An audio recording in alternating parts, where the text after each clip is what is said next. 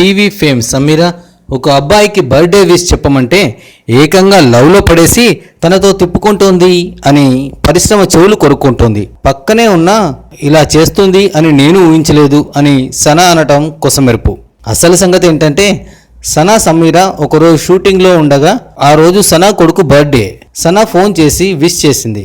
పక్కనే ఉన్న సమీర కూడా విష్ చేసింది. తర్వాత ఆ పరిచయం ప్రేమగా మారింది. తొందరలోనే దంపతులు కాబోతున్నారు అని హ్యాంగ్అవుట్ విత్ నవీన ఇంటర్వ్యూలో సనా చెప్పింది. Hi everybody, Please subscribe. Please subscribe. Yatas Media. Yatas Media. Atas Media. You will definitely subscribe. And watch it.